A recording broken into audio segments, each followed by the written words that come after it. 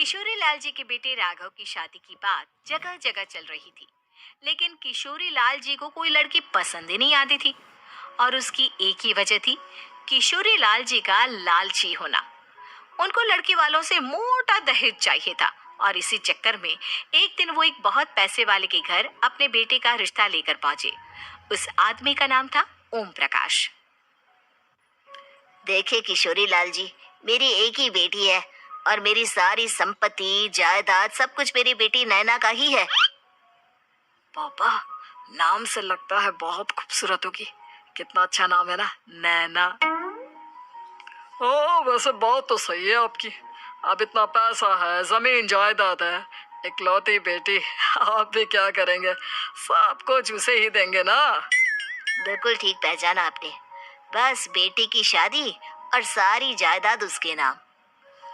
पापा, बिना देखे हाँ कर दीजिए ना। इतना अच्छा रिश्ता फिर कहाँ मिलेगा, माला माल हो जाएंगे हम। मैं अपनी बेटी को बुलाता हूँ।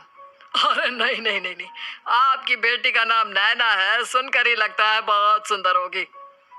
रहने दीजिए अंकल, मैं तो आपकी बेटी के नाम से ही इतना खुश हो गया हूँ कि उसे बिना देखे शादी करने को तैयार हूँ। अब तो मैं उसका चेहरा सीधे शादी के बाद ही देखूंगा। और इस तरह राघव नैना का चेहरा नहीं देखता और उससे शादी कर लेता है। शादी के बाद अपनी सुहाग रात पर जब राघव नैना का घूंघट उठाकर देखता है तो नैना की आंखें बंद थी।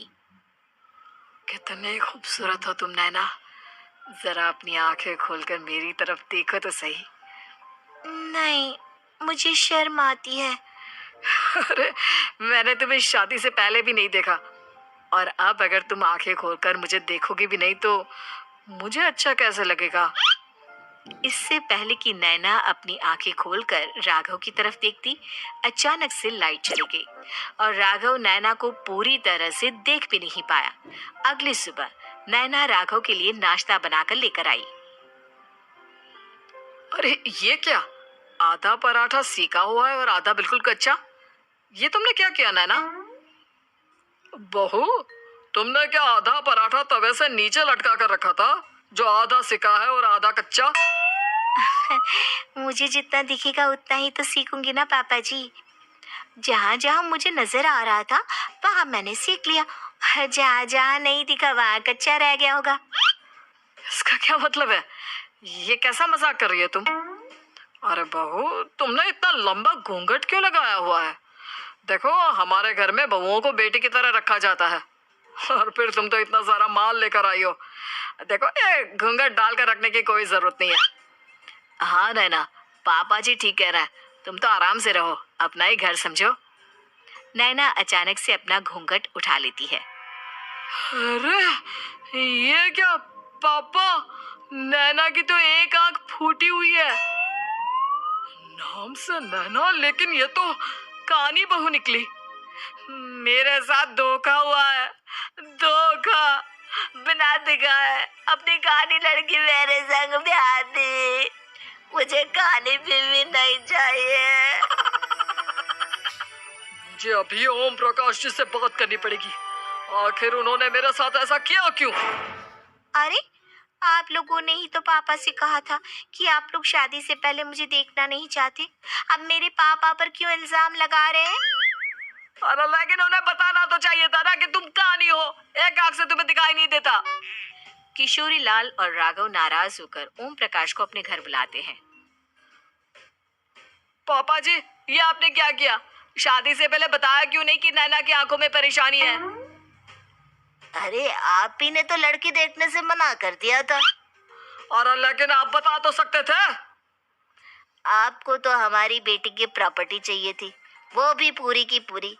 अब क्या हुआ अगर उसे आधा दिखाई देता है? प्रॉपर्टी तो आपको पूरी मिल गई ना। और ये क्या बात हुई? मेरी शादी प्रॉपर्टी से नहीं, आपकी बेटी से हुई है। अब ये तो पहले सोचना चाहिए था। तब तो मेरी प्रॉपर्टी देखकर तुम्हारी जुबान लप लप आ रही थी। लेकिन मैं कानी लड़की को अपनी बीवी बनाकर नहीं रख सकता। पापा, कुछ करिए ना आप। हाँ, करता हूँ। देखिए ओम प्रकाश जी, आप हमारे साथ ऐसा नहीं कर सकते। और तुम देखो, अगर तुमने मेरी बेटी से शादी तोड़ी ना तो जो भी प्रॉपर्टी मैंने तुम्हें दी है वो तो पूरी की पूरी वापस ले लूंगा और आधी प्रॉपर्टी तुम्हारी भी लूंगा। अरे मेरी आधी प्रॉपर्टी भला क्यों लेंगे आप? इसलिए क्योंकि मेरी बेटी को आधा नजर आता है और उसकी नजर अभी तक तुम्हारी आधी जायदाद पर ही पड़ी है। अब तुम उसे घर से निकालोगे तो कुछ तो लेकर जाएगी ना। और अगर हम आपकी बेटी को अपने घर की बहू बनाकर रखे तो? तो तुम्हारी पूरी प्रॉपर्टी तुम्हारी ही रहेगी और जो मैंने तुम्हें दिया है ना उसमें से बस मैं आधा लेकर जाऊंगा। अरे लेकिन अब आप अपनी दी हुई प्रॉपर्टी में से आधी वापस क्यों लेकर जाएंगे? अगर मैं आपकी बेटी को अपनी पत्नी बनाकर रखने को तैयार हूं तो? इसलिए ताकि भविष्य में अगर तुम मेरी बेटी को धोखा दो तो उसके पास कुछ तो रहे जो पति का हो। वैसे मेरे पास तो बहुत कुछ है लेकिन अपने पति की कोई निशानी तो उसके पास होनी चाहिए ना। अब अगर तुमने मेरी बेटी को कहानी कहा तो तुम्हें प्रॉपर्टी भी कहानी ही मिलेगी, पूरी नहीं। जमाए राजा। किशोरी लाल और राघव समझ चुके थे कि वो बुरी तरह फंस चुके हैं और अब उनके पास वहां से निकलने का कोई चारा नहीं है। अब समझ में आया ना, लालच बुरी बला होती है। एक तो तुम्हें प्रॉपर्टी मिली, ऊपर से बीवी मिली, उसमें तुम्हें नखरे भी दिखाने हैं। आए बड़े, चुपचाप बैठो दोनों। कुछ दिनों के बाद नैना राघव की कार लेकर बाजार घूमने निकलती है और जब कार लेकर वापस आती है, ये क्या? एक तरफ से मेरी गाड़ी पूरी खराब हो चुकी है। लगता है तुमने मेरी गाड़ी को किसी दूसरी गाड़ी के साथ एक्सीडेंट किया है। अरे अरे कितना बड़ा नुकसान कर दिया तुमने बहू। वो क्या है ना पापा जी, मुझे एक आंख से दिखाई नहीं दे रहा था, सामने से गाड़ी आ रही थी। मुझे तो सिर्फ आधा ही दिखाई दिया और वो गाड़ी मेरी कार से रगड़ते हुए निकल गई। अब मैं क्या करूं बताओ? आप इसे ठीक कराने के पैसे कौन देगा? तुम्हारे पापा? तुमने मुझसे इस तरह से बात की? अभी रुको। नैना राघव की शिकायत ओम प्रकाश को कर देती है। देखो राघव, अब जो मेरी आधी प्रॉपर्टी तुम्हारे पास थी ना उसमें से आधी और मैं लेकर जाऊंगा क्योंकि तुमने मेरी बेटी को डांटा। अरे नहीं नहीं पापा जी, गलती हो गई, माफ कर दो। गलती की तो कोई गुंजाइश ही नहीं।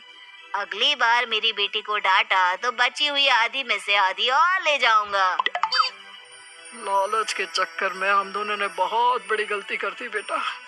एक तो तुम्हें कानी बहू मिली और ऊपर से जो माल मिला वो भी काना। इस तरह राघव की हर एक गलती पर ओम प्रकाश उसकी प्रॉपर्टी का आधा आधा हिस्सा लेकर अपना सारा माल वापस ले गया और राघव को कानी बीवी से काम चलाना पड़ा। भाई लालच वाकई में बुरी बला है।